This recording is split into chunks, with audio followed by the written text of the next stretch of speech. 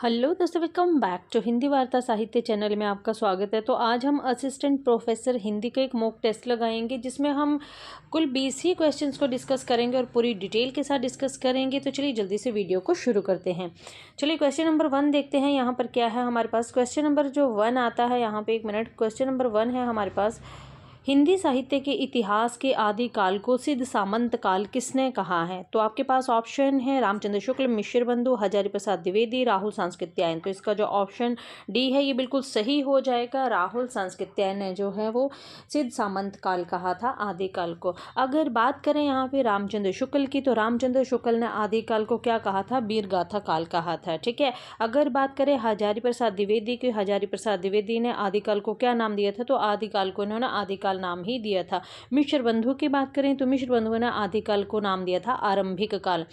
अब यहाँ पे एक बात मैं और बता दूँ, यहाँ पे बहुत कन्फ्यूज़न रहता है कई बार ना। जैसे मिश्र बंधु और एक आपके आते हैं गणपति चंद्रगुप्त, उन्होंने कहा था प्रारंभिक काल, जबकि मिश्र बंधुओं ने कहा था आपका आरंभिक काल। तो दोनों में बहुत डिफरेंस है, बट कन्फ्यूज़न दोनों में बहुत रहता है। इसलिए मिश्र बंधुओं की बात आती है तो उन्होंने कहा था आरंभिक काल। मतलब कोई भी काम जब हम, मतलब आप ऐसे भी याद कर सकते हो कि कोई भी काम जब हम आरंभ करते हैं तो हम क्या करते हैं, हम ना आरंभ में मिश्री खाते हैं। ठीक है। और गणपति से हम किसी भी काम को क्या करते हैं, प्रारंभ करते हैं। तो मतलब इस तरह से भी आप इस ट्रिक को ले सकते हो। ठीक है। तो गणपति चंद्रगुप्त ने कहा था प्रारंभिक काल और शून्य काल। उसी तरह से अगर बात करें रामचंद्र शुक्ल ने, तो इन्होंने कहा था वीर गाथा काल। ठीक है, इन्होंने कहा था वीर गाथा काल। और अगर बात करें इसी तरह की कन्फ्यूज़न एक और रहती है उन आपके वीर काल में। ठीक है। तो वीर काल नाम किसने दिया था? तो वीर काल नाम जो दिया था वो आपके विश्वनाथ प्रसाद मिश्र ने वीर काल नाम जो था वो आदिकाल को दिया था। तो ये कुछ कन्फ्यूजन्स हैं जो सेम सेम रहती हैं। ठीक। अगर हम बात कर ही रहे हैं तो चलिए इन 4 ऑप्शन में ये भी डिस्कस कर ही लेते हैं कि रामचंद्र शुक्ल जो है वो हिंदी का प्रथम लेखक किसे मानते हैं। तो रामचंद्र शुक्ल जो है वो मुंज या भोज को हिंदी का प्रथम इन्होंने लेखक स्वीकार किया है। हजारी प्रसाद द्विवेदी की बात करें तो इनके अनुसार अब्दुल रहमान जो है, जिनका समय 13वीं शताब्दी का माना जाता है, इनको हिंदी का जो है वो प्रथम कवि स्वीकार करते हैं। ठीक है। आगे चलते हैं। आगे है हमारे पास मिश्र बंधु। तो मिश्र बंधुओं की अगर बात करें तो इन्होंने गोरखनाथ को हिंदी का प्रथम गद्य लेखक स्वीकार किया है। और वहीं पर अगर बात करें राहुल सांस्कृत्यायन की, तो राहुल सांस्कृत्यायन के अनुसार सरहापाद जो हैं, जिनका समय 769 माना जाता है, उन्हें जो है हिंदी का प्रथम लेखक जो है वो स्वीकार करते हैं। ठीक है। तो इस तरह से हमने ये 4 ऑप्शंस को भी डिस्कस। तो चलिए आगे क्वेश्चन है हमारे पास, प्रबंध चिंतामणि के रचयिता कौन है? तो आपके पास ऑप्शन है जैनाचार्य मेरुतुंग, हेमचंद्र, सोमप्रभ सूरि, विद्याधर।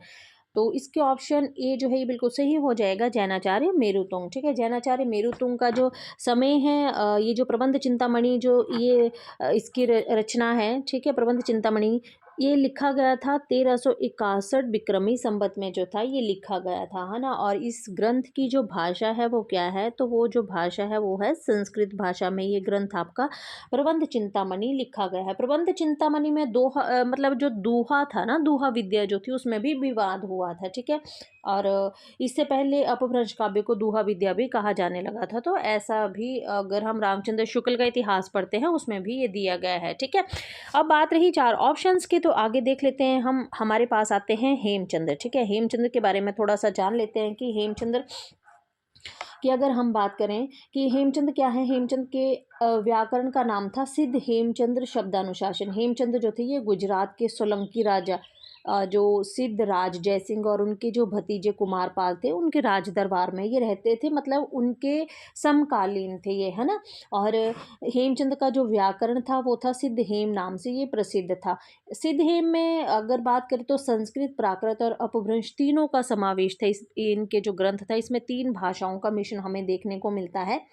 संस्कृत, प्राकृत और अपभ्रंश 3 भाषाओं का मेल हमें देखने को मिलता है। और इनके जन्म की बात करें तो इनका जो जन्म था ये 1088 ईस्वी में हुआ था। ठीक है। और ये क्या है, ये जैनी आचार्य थे। ठीक है। जैन आचार्य थे ये। इनके जो ग्रंथ हैं मोस्ट इम्पॉर्टेंट हैं, जैसे कुमारपाल चरित्र आता है, योगशास्त्र आता है, प्राकृत व्याकरण आता है, छंद अनुशासन और देशी नाममाला कोश आता है। अभी हम अगर बात करेंगे ना, मैं आपको एक डिफरेंस भी बताऊंगी यहाँ पे। ठीक है। और एक मतलब कन्फ्यूज़न भी बताऊंगी जो कि हेमचंद्र और आपके सोमप्रभ सूरि का जो एक ग्रंथ आता है आपका, ठीक है, वो दोनों ही सेम सेम है, मतलब उसमें भी बहुत कन्फ्यूज़न होती है, ठीक है।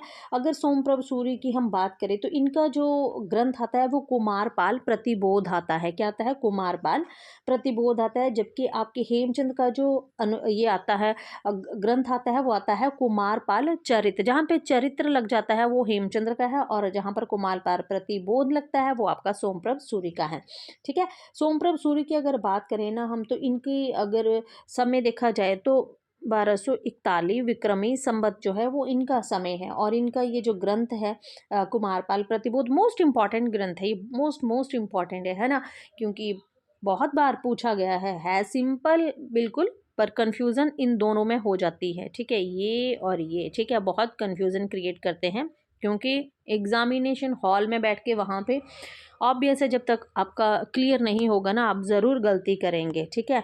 ये प्रैक्टिकल मैं बता रही हूँ आपको, ठीक है। तो जहाँ पर मतलब चरित्र जुड़ जाएगा वो आपके हेमचंद्र का हो जाएगा, ठीक है, और जहाँ पर आपका प्रतिबोध जुड़ जाएगा वो आपका सोमप्रभ सूरी का हो जाएगा, ठीक है। और इनका जो ये ग्रंथ है ये जो है संस्कृत प्राकृत काव्य में लिखा गया है, ठीक है। उसके बाद बात कर लेते हैं विद्याधर की। तो विद्याधर का मुझे एक ही इनका ग्रंथ याद आता है, वो है इनका एकावली, है ना, जब हम इनको भारतीय काव्य शास्त्र के अंतर्गत पढ़ते हैं तब, ठीक है। चलिए आगे चलते हैं। आगे हमारे पास क्वेश्चन है, किस कवि को मैथिल कोकिल कहा जाता है? बहुत कॉमन क्वेश्चन है और बहुत इजी क्वेश्चन है, ऑब्वियस आप सभी ने आंसर दे दिया होगा, विद्यापति। ऑप्शन बी जो है ये बिल्कुल सही हो जाएगा आपका, विद्यापति, ठीक है।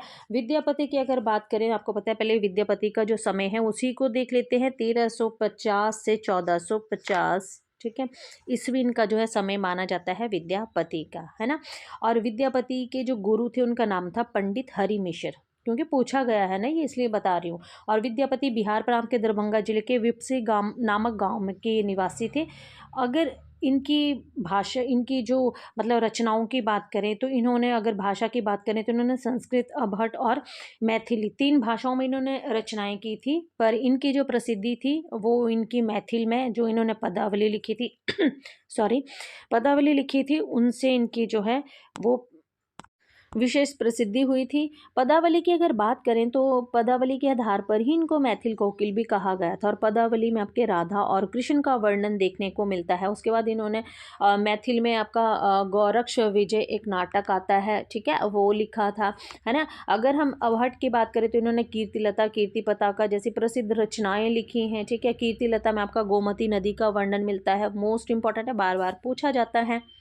अगर संस्कृत की बात करें तो संस्कृत में इन्होंने शैव सर्वस्व सार, गंगा वाक्यावली, दुर्गा भक्ति तरंगिणी, भू परिक्रमा, दान वाक्यावली, गुरु परीक्षा, है ना, लिखनावली, इस तरह की जो कुछ रचनाएं हैं वो लिखी थी। ऐसा भी माना जाता है कि मतलब जो इनकी जो रचनाएं थी, इनके जो पद थे, तो उनको सुनकर जो चैतन्य महाप्रभु जो थे वो मूर्छित हो गए थे। और बहुत बार ये क्वेश्चन पूछा गया है, मैं आपको एक क्वेश्चन के साथ रिलेट करके बहुत से क्वेश्चन बता रही हूँ, ठीक है। तो अगर आप चाहें तो नोट कर सकते हैं। विद्यापति तिरहुत के राजा जो शिव सिंह और कीर्ति सिंह के राजदरबारी थे, मोस्ट इंपॉर्टेंट है, बहुत बार पूछा जाता है कि विद्यापति किसके राजदरबारी थी, तो ये शिव सिंह और कीर्ति सिंह के राजदरबारी थे, ठीक है। विद्यापति को श्रृंगारी भक्त कवि और रहस्यवादी कवि भी कहा जाता है। अब क्वेश्चन यहाँ से ऐसे आता है कि मतलब जैसे मान लीजिए इनको श्रृंगारी कवि, भक्त कवि और रहस्यवादी कवि कहा जाता है। श्रृंगारी कवि इनको जैसे हरप्रसाद शास्त्री, रामचंद्र शुक्ल, सुभद्रा झा, राम कुमार वर्मा, राम वृक्ष बेनीपुरी। अगर आपके पास ये 4-5 ऑप्शंस दी गई हैं तो आपको पूछा जाएगा कि इनमें से किसने श्रृंगारी कवि इनको माना है, क्योंकि भक्त कवि मानने वालों में सिर्फ 3 ही नाम आपको याद रखने हैं, बाबू ब्रज नंदन सहाय, श्याम सुंदर दास और हजारी प्रसाद द्विवेदी, ठीक है, ये भक्त कवि हैं।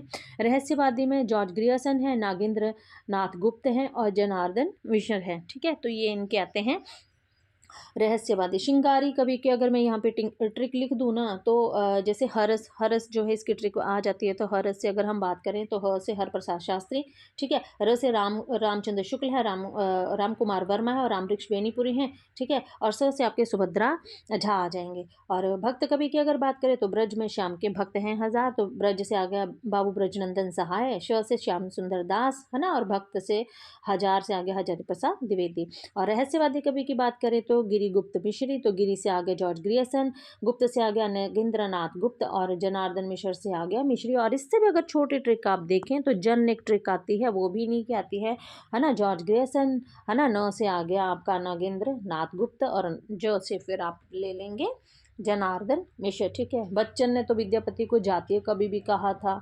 तो मतलब आगे बहुत से इनके और भी चलते हैं, फिलहाल हम इतना ही डिस्कस करेंगे। विद्यापति पर मैं वीडियो अलग से एक लेके आऊँगी, ठीक है, क्योंकि फैक्ट बताने के लिए बहुत हैं और बताते बताते वीडियो बहुत लंबा हो जाएगा, है ना। चलिए आगे चलते हैं। आगे है हमारे पास श्रीधर की अगर हम बात करें, ठीक है। अब अगर हम बात करें यहाँ पे श्रीधर की, तो श्रीधर ने ग्रंथ लिखा था रणमल छंद, ठीक है। श्रीधर का कौन सा ग्रंथ था? रणमल छंद था, जो कि जिसमें ये एक वीर गीत है, ठीक है। क्या है? ये एक वीर गीत है और इसकी जो भाषा थी वो डिंगल थी। 70 जो थे वो इसमें क्या लिए गए थे? छंद लिए गए थे, ठीक है। समय इसका 1454 ईस्वी था, है ना। और आगे चलते हैं नागार्जुन की। तो नागार्जुन तो आपको पता है कि नागार्जुन की अगर हम बात करें तो नागार्जुन को रसायनी भी कहा जाता है, ठीक है। तो आगे चलते हैं। आगे है हमारे पास जो आता है आपके पास विद्याधर। विद्याधर की हम पहले बात कर चुके हैं कि विद्याधर की जो है वो एकावली है, ठीक है। क्वेश्चन नंबर 4 है हमारे पास, जय मयंक जस चंद्रिका का रचनाकार कौन है? तो आपके पास ऑप्शन दलपत विजय है, मधुकर कवि है, हेमचंद्र है और नल सिंह है, ठीक है। तो आपका ऑप्शन बी जो है ये बिल्कुल सही हो जाएगा, मधुकर, ठीक है। मधुकर ने लिखी थी जय मयंक जस चंद्रिका, ठीक है। अगर हम दलपत विजय की बात करें तो दलपत विजय ने लिखी थी खुमान रासो। एक मिनट, दलपत विजय ने लिखा था आपका खुमान रासो लिखी थी दलपत विजय ने, ठीक है। कब लिखी थी ये? तो ये इन्होंने लिखी थी 9वीं शताब्दी में और रस इसमें वीर रस था। राजस्थानी इसमें भाषा का प्रयोग किया गया था और इसका जो रूप था ये प्रबंध काव्य था, ठीक है। क्या था? प्रबंध काव्य था, है ना। और अगर इसमें छंद की बात करें तो इसमें लगभग 5000 के करीब जो थे वो छंद दिए गए थे, ठीक है। हमने मधुकर कवि की बात कर ली है। मधुकर भट्ट ने लिखी थी जय मयंक जस चंद्रिका, जिसको हम ऑप्शन में सॉल्व कर चुके हैं, है ना। और ये भी एक प्रबंध काव्य था, ठीक है। उसके बाद हमने नल सिंह की बात की। तो नल सिंह जो थे इन्होंने विजयपाल रासो लिखा था, मोस्ट इंपॉर्टेंट है ये भी, है ना। नल सिंह ने लिखा था विजयपाल रासो, ठीक है। क्या लिखा था? विजयपाल, यहाँ लिखा नहीं जा रहा है इससे ना, विजयपाल रासो लिखा था, ठीक है। और इसमें भी वीर रस का प्रयोग था। अध्याय इसमें 42 छंद और वीर गीत था, इसका रूप जो था वो भी वीर गीत। और हेमचंद्र की हम पीछे अभी इस बात करके ही आए हैं कि हेमचंद्र ने जो है वो सिद्ध हेम शब्दानुशासन के नाम से ग्रंथ लिखा था और इनके जो ग्रंथ थे उनके नाम भी मैं पीछे डिस्कस कर चुकी हूँ। चलिए आगे चलते हैं। आगे क्वेश्चन है 5 नंबर, जब प्राकृत बोलचाल की भाषा ना रह गई तब अपभ्रंश साहित्य का आविर्भाव समझना चाहिए, किस आलोचक ने कहा है? तो आपका ऑप्शन ए जो है ये बिल्कुल सही हो जाएगा, रामचंद्र शुक्ल ने कहा था ये, ठीक है। जब आप रामचंद्र शुक्ल का इतिहास पढ़ते हैं तो उसमें सबसे पहले यही चीज़ जो है वो दी गई है, ठीक है। आगे चलते हैं। क्वेश्चन नंबर 6 है हमारे पास, संदेश रासक की अगर हम बात करें तो संदेश रासक के रचयिता कौन है? आपके पास ऑप्शन है नरपति नाला स्वयंभू है, ठीक है। उसके बाद है अमीर खुसरो और अब्दुल रहमान। तो ये तो बहुत इंपॉर्टेंट क्वेश्चन है, बहुत बार पूछा भी गया है और आपने इसका आंसर दे भी दिया होगा। ऑप्शन डी बिल्कुल सही हो जाएगा, अब्दुल रहमान जो है ये इसका सही ऑप्शन हो जाएगा। ऑप्शन डी जो है ये बिल्कुल सही हो जाएगा, अब्दुल रहमान। अब इसको भी थोड़ा सा डिस्कस कर ही लेते हैं कि अब्दुल रहमान की अगर बात करें तो अब्दुल रहमान ने जो ये लिखा था ये संदेश रासक, पहला ये धर्मेतर रास ग्रंथ था, क्योंकि अब्दुल रहमान जो थी एक मुसलमान कवि थे और एक पहले मुसलमान कवि थे जिन्होंने जो है वो हिंदी में रचना की थी, है ना। संदेश रासक का जो अन्य नाम है वो स्नेह रासक के नाम से भी इसको जाना जाता है ना। ये आपका यूजीसी नेट में पूछा गया है, ठीक है। स्नेह रासक, स्नेह रासक, और इसका आंसर वही दे पाएगा जिसको इसके बारे में पता होगा। यार यहाँ लिखा ही नहीं जा रहा है, मैं कैसे ही लिखूं, है ना। तो आपको समझ आ रहा है ना, तो आप ऐसे ही इसको समझ लें कि स्नेह रासक जो है ये इसका अन्य नाम है, किसका? संदेश रासक का अन्य नाम जो है वो स्नेह रासक है। और ये जो है वो किसी मुसलमान द्वारा लिखित प्रथम काव्य ग्रंथ था संदेश रासक, ठीक है। और इसमें था क्या? तो इसमें ये संदेश रासक एक खंड काव्य है, ठीक है। इसका जो ये जो है ना ये संदेश रासक ये क्या है? ये एक खंड काव्य है। क्या है? ये एक खंड काव्य है, ठीक है, जिसमें विक्रमपुर की एक वियोगिनी के विरह की कथा का वर्णन किया गया है। अगर छंद की बात करें तो इसमें जो है वो 223 छंद हैं, ठीक है। और प्रकरण की बात करें तो इसमें जो है ये 3 प्रकरण आपके रहते हैं, ठीक है।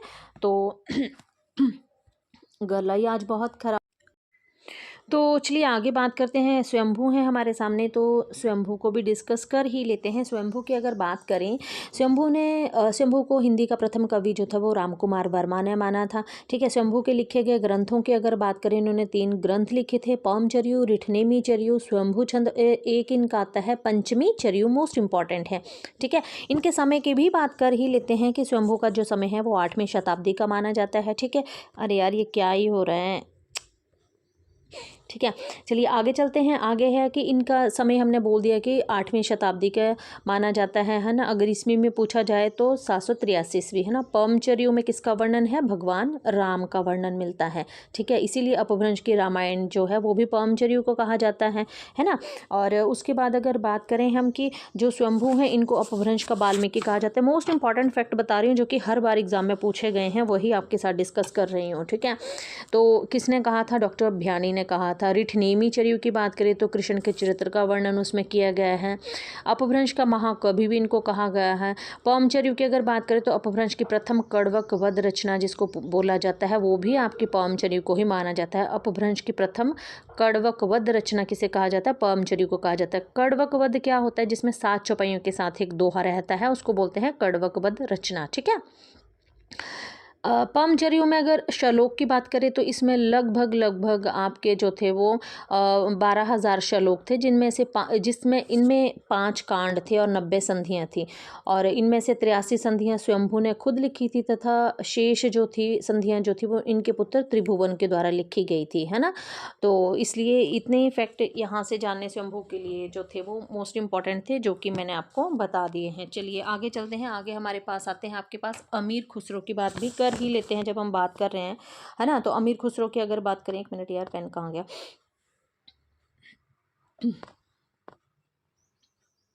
ठीक है, अमीर खुसरो की बात करते हैं, है ना। अमीर खुसरो की अगर बात करें तो इनका जो जन्म है वो 1255 ईस्वी में हुआ था। बिक्रमी संवत की बात करें तो 1312 बिक्रमी संवत। ठीक है, और कहाँ पर हुआ था? पटियाली, जिला एंटा में हुआ था। पटियाला ना करना, क्योंकि ऑप्शन में दोनों ही रहते हैं, पटियाला भी और पटियाली भी, पर ध्यान से देख लेना, पटियाली है ये, पटियाली। ठीक है, जिला एंटा में इनका जन्म हुआ था, है ना। इनका जो मूल नाम था वो अब्दुल हसन या अबुल हसन था। और इनको जो उपाधि, ये खुसरो की उपाधि मात्र कहा जाता है कि 12 वर्ष की आयु में इनको दे दी गई थी। किसने दी थी? वो इनको दी थी, नाम नहीं याद आ रहा है, वो ख्वाजा इजुद्दीन ने दी थी। ठीक है, एक विद्वान थे ख्वाजा इजुद्दीन जो थे, उन्होंने इनको ये उपाधि दी थी, है ना। वैसे इनकी रचनाएं भी बहुत सी आती, जैसे खालिक बारी, पहेलियाँ, 2 सुखने, मुकरियाँ, है ना, हालात है कन्हैया, है ना। इस तरह की इनकी रचनाएं भी आती हैं। खालिक बारी इसलिए भी इम्पॉर्टेंट है इनका क्योंकि ये जो है ये एक शब्दकोश है जिसमें तुर्की, अरबी, फ़ारसी, हिंदी आदि जो शब्द थे उनके पर्यायवाची शब्दों को यहाँ पर रखा गया था, है ना। ऐसा बोला जाता है कि जो गयासुद्दीन तुगलक के पुत्र थे उनको भाषा का ज्ञान देने के लिए जो थी ये खालिक बारी रचना लिखी गई थी, है ना। न्यूज़पेपर भी इम्पॉर्टेंट है क्योंकि इसमें जो है वो भारतीय बोलियों के संबंध में जो है विस्तार से बताया गया था। ठीक है, तो इस तरह से मिलाकर इनकी जो है वो बहुत सी रचनाएं हैं जो कि मोस्ट इम्पॉर्टेंट हैं, है ना। और उसके बाद मतलब आदिकाल में मनोरंजन पूर्वक जो साहित्य लिखा था वो भी आपके अमीर खुसरो ने ही लिखा था, आदिकाल की बात करें, है ना। तो इतना ही अभी हम इनके बारे में जानेंगे। ठीक है, नरपति नाला की हमने बात कर ली है ना। ठीक है, जब हम पीछे करके आए हैं ये, है ना, नरपति नाला की बात भी हम कर चुके हैं। तो चलिए आगे चलते हैं। आगे हमारे पास क्वेश्चन आता है हिंदी भाषा का, ये चलो इसको भी बता देती हूँ। नरपति नाला की अगर हम बात करें तो विसल देव रासो इनकी रचना है और इसमें जो है श्रृंगारस का प्रयोग किया गया है। ठीक है, और ये भी एक वीर गीत है। ठीक है, चलिए आगे चलते हैं।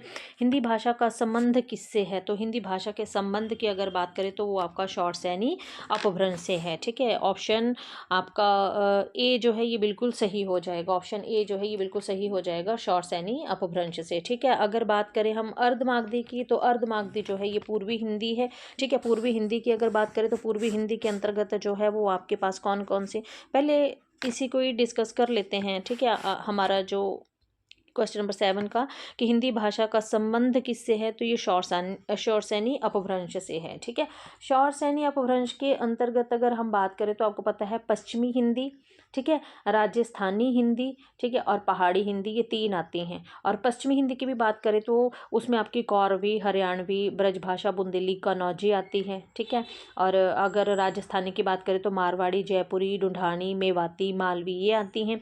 पहाड़ी हिंदी की बात करें तो कुमाऊनी और गढ़वाली आती हैं। ठीक है, और उसके बाद अगर बात करें कमाऊनी और गढ़वाली जो है वो औकार बहुला होती हैं, है ना, तो ये बहुत लंबा हो जाएगा, फिलहाल हम इतना ही इसको डिस्कस करेंगे। अर्धमागधी की अगर हम बात करें तो अर्धमागधी में आपका क्या आता है कि 1 मिनट में पेन ले लूँ, है ना। अर्धमागधी की बात करें तो आपका जो पूर्वी हिंदी है ये अर्धमागधी के अंतर्गत आती है। और अर्धमागधी में आपका अवधी, बघेली, छत्तीसगढ़ी, है ना, अवधी, बघेली, छत्तीसगढ़ी। ठीक है, और उसके बाद अगर हम पश्चिमी प्राकृत की बात करें तो ये तो पश्चिमी प्राकृत आ गया। ठीक है, उसके बाद अगर हम मागधी अपभ्रंश की बात करें, क्योंकि हमसे यहाँ अपभ्रंश का ही प्रश्न पूछा गया है। ठीक है, मागधी अपभ्रंश की बात करें तो इसके अंतर्गत आपकी बिहारी हिंदी आती है, जिसमें आपका भोजपुरी, मगही और मैथिली ये 3 रहते हैं। ठीक है, चलिए आगे चलते हैं कि निम्न में से कौन सा विकल्प असंगत है। ठीक है, असंगत की बात पूछेगी। हमीर रासो शांगधर का बिल्कुल सही है। विसल देव रासो नरपति नाहला का बिल्कुल सही है। रघुमान रासो तो मैंने नहीं सुना है कभी भी, खुमान रासो जरूर सुना है दलपत विजय का, पर ये ऑप्शन मुझे गलत लग रहा है। और भट्ट केदार की बात करें तो जयचंद प्रकाश जो है तो इसमें असंगत आपका रघुमान रासो है। ठीक है, तो इसका ये आंसर जो है ये गलत हो जाएगा। ठीक है, विकास की दृष्टि से प्राकृत की पूर्वकालीन अवस्था का नाम क्या है, तो पूर्वकालीन, प्राकृत की पूर्वकालीन अवस्था जो है ये पाली होती है। वो पूर्वकालीन अवस्था को भी आपको बता देती हूँ। सबसे पहले आपके पास आती है, ठीक है, पहले आती है आपके पास, यहाँ पर आपसे पूछा गया है कि प्राकृत की पूर्वकालीन अवस्था। ठीक है, तो हमारे पास क्या आता है, जैसे संस्कृत, वैदिक संस्कृत, लौकिक संस्कृत, पाली, प्राकृत, अपभ्रंश। ठीक है, ये आता है। तो आपसे जो है वो प्राकृत की पूछेगी, तो पाली से पहले क्या आया, प्राकृत आया। ठीक है, तो पाली से अगर पाली की पूर्वकालीन अवस्था पूछी जाए तब क्या आएगी, है ना। तो ये देखिए, जैसे वैदिक संस्कृत, लौकिक संस्कृत, ठीक है, फिर पाली, फिर प्राकृत, तो इससे पहले जो आएगा वो आपका संस्कृत आएगा। ठीक है, क्योंकि यहाँ पे लौकिक और वैदिक नहीं दिया जाता है, सिर्फ संस्कृत ही दिया जाता है। ठीक है, तो ये आ गया आपका संस्कृत आ जाएगा। ठीक है, और अगर आपसे अबहट के पूर्व की अवस्था पूछी गई हो तब कौन सी आएगी, तो देखिए वैदिक संस्कृत, लौकिक संस्कृत, पाली, प्राकृत, अपभ्रंश और अबहट। तो अबहट से पूर्व आएगी अपभ्रंश। ठीक है, तो इस तरह से इसको सॉल्व किया जाता है, क्योंकि ये क्रम आपसे पूछा जाता है, वैदिक संस्कृत, लौकिक संस्कृत, पाली, प्राकृत, अपभ्रंश और फिर आती है आपकी अबहट। ठीक है, तो इससे पूर्व की पूछी जाएगी तो इससे पहले कौन सी आती है, तो इसके अनुसार आपका जो ऑप्शन ए है ये बिल्कुल सही हो जाएगा। प्राकृत की पूर्वकालीन अवस्था जो है वो पाली रहती है। ठीक है, तो आई होप वीडियो काफ़ी लंबा हो रहा है, तो आज हम इतने ही क्वेश्चन को डिस्कस करेंगे। अगली वीडियो में हम अगले क्वेश्चन को डिस्कस करेंगे। अगर वीडियो पसंद आए तो एक लाइक और चैनल को सब्सक्राइब ज़रूर कीजिएगा। तो मिलते हैं नेक्स्ट वीडियो में, तब तक के लिए बाय बाय।